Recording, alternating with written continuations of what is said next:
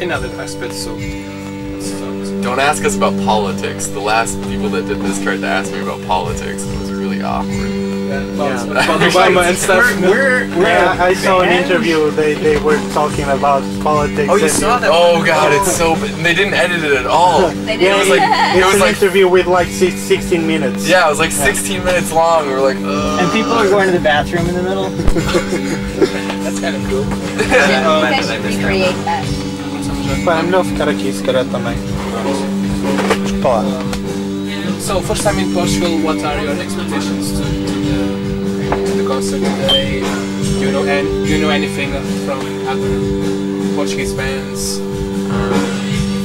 I don't know any Portuguese bands, except I've heard that this promoter, Andre from the show, is really good, and that he's responsible for most of the good things that happen as far as music goes in Porto.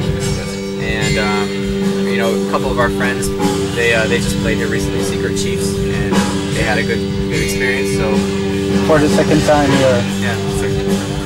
So I expect it to be pretty good, and the venue is really great, especially compared to a couple of the other venues that we played in the past few days. Really small, and this is different than that. So it seems like it'll be like, yeah, different than the past couple days. I have the first question, the more wide question about your band.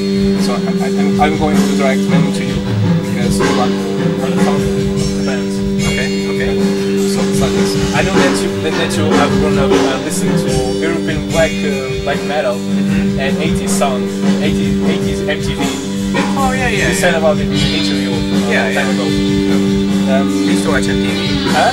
I watched MTV when I was a kid growing up, of course. Awesome. And you also have classical formation in music. But I'm not a conservatory student. You know, I took music lessons when I was a kid, and with the master Yusuf Latif, isn't it? Yes. Sorry? As the jazz musician. Yusuf Latif. Oh, Yusuf Latif? Yeah, yes. Actually, Taryn and I studied with him at college. But I think that it's a mistake that a lot of people have been making in interviews lately to think that his music has had a really huge influence on our music. Somebody wrote that on Wikipedia once, and then they just assumed that his music was everything that influenced our music, and his ideas were everything that our ideas came from, and that's not true. And it's just something that somebody put on Wikipedia, and then everybody read it. And something like that. I mean, you know, we definitely learned from him. But I actually was talking to Taryn about this the other day too, and you know, I think Taryn actually uses Yusuf Latif's ideas more than I do in the parts that he writes. Yeah, I definitely use like the harmonic approach. Yeah, he uses. But yeah, I mean, for me, it's like not really that influential. Yeah. But on your first 3 albums, you try to harmonize metal, proggy things also, and it seems like sometimes it sounds kind of jazzy in the structure because it sounds a little improvised. How does the band feel when something is really harmonized? All the genres that you try to meld together when you think that you achieve your musical vision with all that different musical elements. How do you feel that you can achieve the cohesion on your music?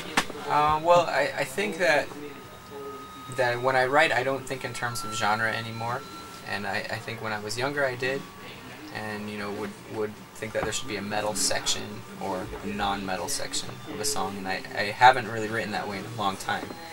And you know, genre ideas are just things that other people attach to the music in a way to explain it. But I think when you're coming from the other side and writing music, it's better to not really be mindful of that, unless you're trying to reach a specific audience.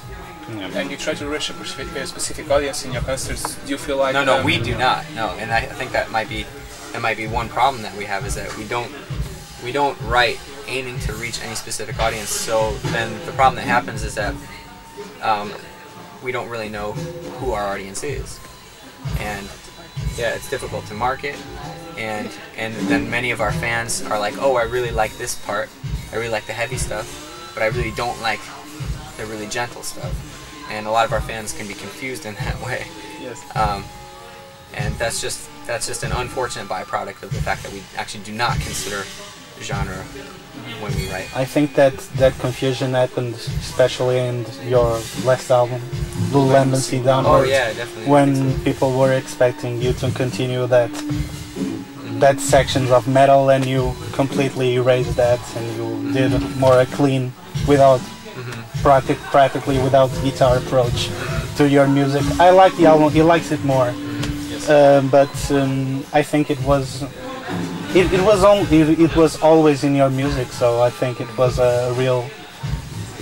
I was kind of expecting what you were going to do, and it was very interesting, I think, and it was a very brave move, because you kind of, like you said, you really don't have like that specific ideas of trying to do this genre or that genre. And I think that is the most free album the band has ever made, in my opinion. Thank you. I mean, another idea about that is, you know, I've been listening to metal my whole life. Well, not my whole life, you know, since I first started listening to music, I've been into metal. So I'm really experienced with metal. And a lot of the conversations that I've had with other lifetime fans of metal is that metal is a little bit of a bigger idea than a sonic idea. It's more than just, like, the true spirit of metal is more than just chuggy, distorted guitars and double kick drums.